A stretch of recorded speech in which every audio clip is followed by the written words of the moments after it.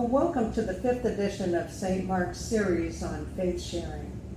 Begun several months ago, members of our church family have been invited to share personal stories of faith. This video features the staff members of St. Mark's, Pastor Matt Smith, Deacon Katie Rivers, Cantor David Anderson, Facility Manager Steve Henry, and Administrator Danielle James. My name is Alicia Lane, and it is my honor to serve as moderator of this distinguished panel. So let's begin with the first question. Growing up, who were your role models, and how did they influence you? My parents, they were basically in the Army, and when we moved to Asheville, I was about 10 years old, and they were always my role models. They were members of Grace Episcopal Church up here, and did a lot of cooking in the kitchen and just outreach to the family. They would have made good Lutherans, but it's just my parents. And I think I echo what Steve says of both my parents, but specifically my mother, I think was and still is one of my role models, both of general living and just as a strong Christian woman, of someone who I still hope that I grow up to be like. I would have to say my parents as well. They definitely have taught me grace and taught me that sometimes the little things don't matter, and sometimes the big things don't turn into big things if the little things do matter. My grandmother was a great example of faith to me, and she, until her last breath, was a devout Catholic, and that was, went to the Holy Day services, went through it with COVID, and she just never lost her faith, and that was a great example to see in somebody that was generations older than me. Yeah, I'd go with my grandmother as well. She was just a model of sort of kind, generous, and peaceful living. I had intended to skip in front of you, Cantor David, so that we didn't go in the line all the way through, but here we are. I thought of family members, both parents and my grandparents, but sort of in thinking about that second part of your question, how did they influence? And I think certainly by example. When I think of my parents, my dad, Lutheran pastor, my mom, a public school teacher, to see how hard they worked in service of others really made an impact on me. And when I think about my grandparents, both sets of my grandparents, their generosity really made an impact on me. But beyond their example, also was expectation. From both my grandparents and my parents, that they didn't just say, here's how we're doing it, and if you think that's a nice way, come along, but that there was some really clear formation by expectation that this is who we are, and as such, this is how we behave. And, I knew that, and that impacted me.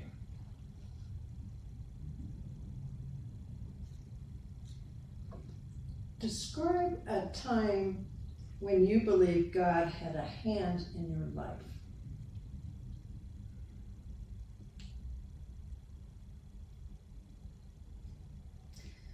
I think we probably all can speak to a lot of different moments where that's true.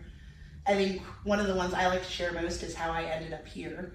I was serving for an organization in the Lutheran Church Missouri Synod in the Twin Cities in Minnesota, and it was cold and it was awful. And not the state of Minnesota and not necessarily the Lutheran Church Missouri Synod, but God was calling me to something different, and had to, in a lot of different ways, nudge to step away from a church body that had familial connections into something that was more true to who I was and who I understood service and who God was calling me to be, and that fit together.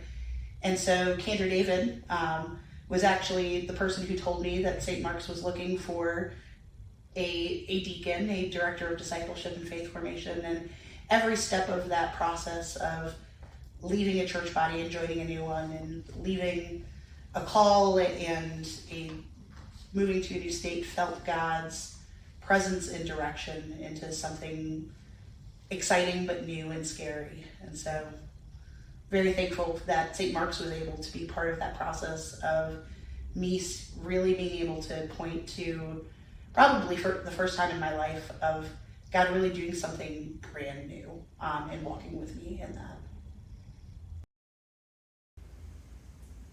Yeah, I'll echo Deacon Katie in a couple of ways, but at the risk of claiming that it's God's plan for me to be here, and so you're stuck with me.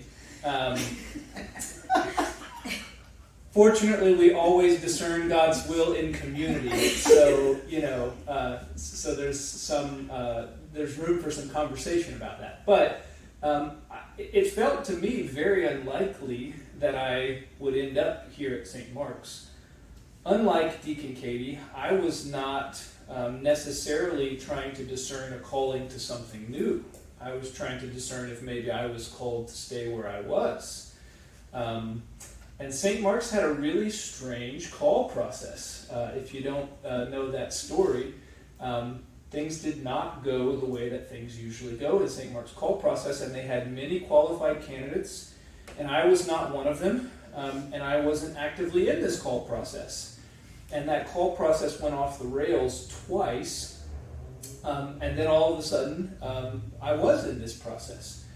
And even once we got there, at that point, I thought there was a pretty good chance that my wife, who's had a good job that she liked, I think spouses and friends and families certainly help us discern God's will. There's a call process coordinator who used to work in the North Carolina Synod who said, "Oh yeah, God speaks through spouses sometimes, especially if the spouse says, 'Nope, we're not doing that.'" And I sort of expected that there was a pretty good chance that in my discernment process here that even if the congregation went forward, that my wife would say, "No, we're not doing that." And we would have a conversation and she'd be gracious about it, but that's not what happened, and it just seemed unlikely. And as I've gotten to be part of the staff team here, and particularly during the pandemic, to work with our staff here, having come out of a situation where I was the only full-time staff person, to be in this kind of team was really a tremendous difference for me, and I think a source of energy and strength during difficult times to be able to work together like that and to be able to serve in this place. It felt like more than just my decision making at that point. I think for me, hindsight's 2020, and that's when I see the Lord working in my life, and I say, "Oh, that was His plan." And it goes all the way back to I grew up in Catholicism, went through some sacraments there, never really felt connected, went through some different trials in life, found a community that I never thought would accept me, accept sinners, and I was accepted. And I was comfortable because I grew up in Catholicism. I knew the liturgical base of where I had landed. And so it was a hindsight of, that's why I know all of those little church words. So that's not weird for me too.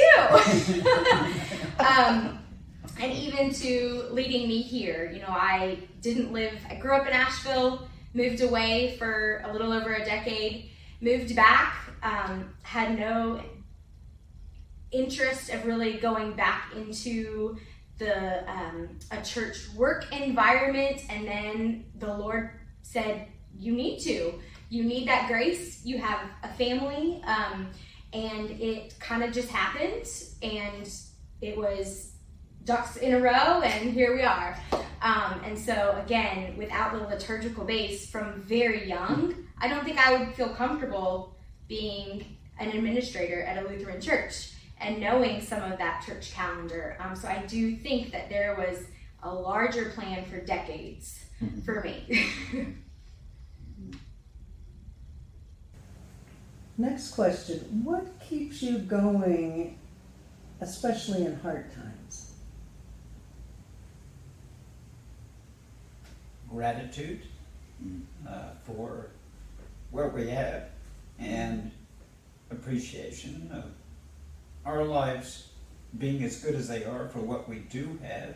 It may not always be perfect, but just grateful, and with my church family here, every day. I get emotional as I get older, but just the church family has reinstated that, and so I don't have to look, any farther than outside my nose to appreciate what we do have, and that if we try, we can make the world a little bit better place, and it may only be around us, but if we can make it so that it's a circle that involves other people, that's great. And I have to echo Steve in gratitude. That was something that really helped me continue to grow strong in my faith, and to know that the Lord gives you hard times, but the Lord gives you great times, and sometimes it can be both, and it's all about how you're thinking and how you're praying, and that really gets me keeping through the hard times. There's always something to be grateful for. I think another thing that gets me going through is that it's okay to feel two different emotions at the same time. And it's okay to disagree with somebody and still love them. We are all sinners. Because otherwise there would just be conflict all the time, and I would be a miserable person. And I try not to be. I like to see the glass half full.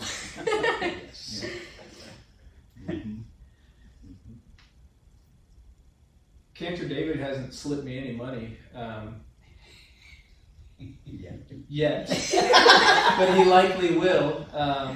So this is sort of just a very basic answer, but singing is one thing for me that does that. Along with being outside, being together in worship, those are just some things that sort of restore my soul when I'm just in a tough place. And so I haven't been to as many choir rehearsals as I would like to, but little ones make that hard. But to just have the songs of faith on repeat in my head, whether that's from choir rehearsal or worship or what. Choir rehearsal makes you sing them over and over again. It sort of does put them in there. There's your plug. COVID's made that hard too. But it resets something in my head to sing and also to be in God's creation. It just has an impact on me. Also, for me, going to a service where I'm not in charge of anything can definitely recharge me.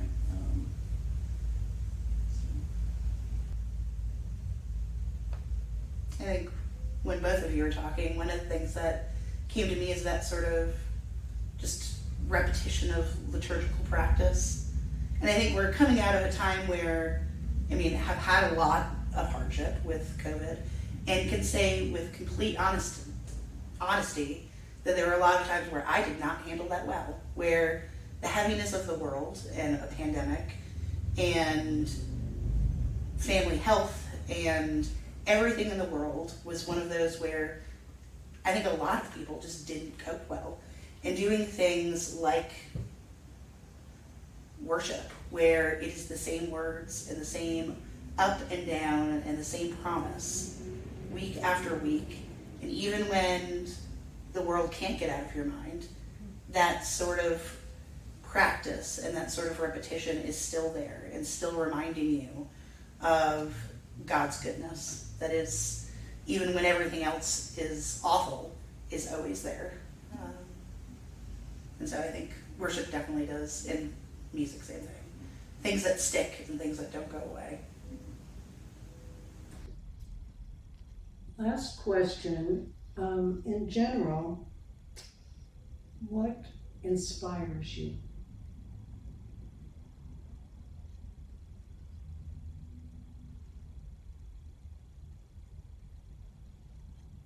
My coworkers, the people of the church. Sorry, didn't mean to steal it. Snooze you lose. But coworkers, people of the church, everybody that I interact with here, it kind of like shines, makes things shinier and better. And when I go out into the world, I see better things about people, how to interact with them better. And just, I'll tend to look at people more empathetically. I don't know if that's quite the right word, but as far as to look at and see what they have to offer versus, oh, they're having a bad day. And so just I try to spread a little bit of joy and light in their world as my passing as well. I think I have to say children, which is not any surprise to probably anyone here or anyone watching. But I think whether it's kids here at St. Mark's or nieces and nephews or other children that I get to interact with, I always leave that time feeling most inspired to serve and more refreshed and more creative than anything else. Whether it's enthusiasm or what it is about a child, but that the world is exciting and new and interesting, and to being able to see the world still through their eyes and wanting to be part of what they're doing and saying is so exciting to me.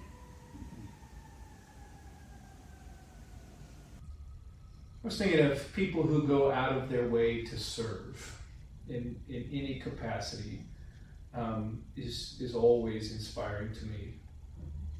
Was thinking of our experience recently with an Afghan refugee family in this congregation, and the needs are just tremendous. But people came out of the woodwork, and some people we had called upon, but people who we didn't even know knew about this and who were showing up and wanted to help. It's moving and inspiring. That's the kind of person I want to be. Yeah, I was going to say examples of other people, whether like family members or people from the past, or that old Fred Rogers quote of looking for the helpers.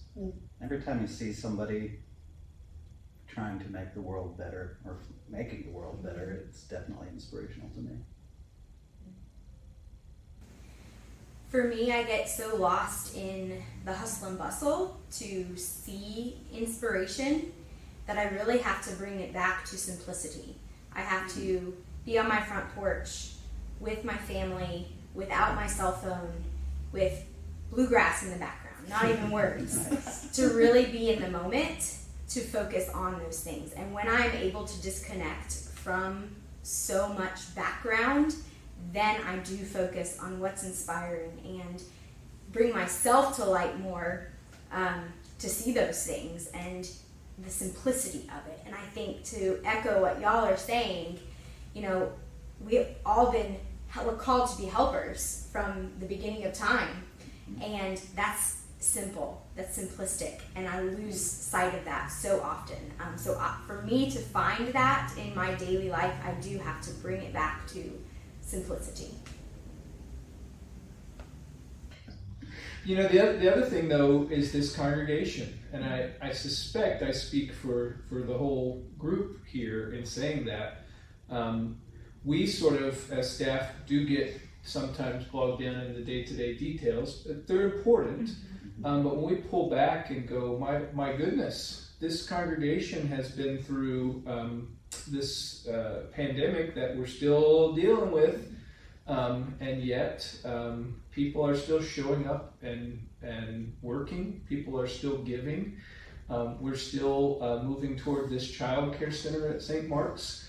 We've been through this phase with the Afghan family where for 2.5 months we provided like every need they had. I mean, like, whoa, it's amazing the ways that this congregation is moving and active and working to serve. And we could tack on the hundreds of sandwiches every week at ABCCM and the relationship with WNC Baptist that's ongoing, and our commitment to dismantling racism, and I mean just so many avenues.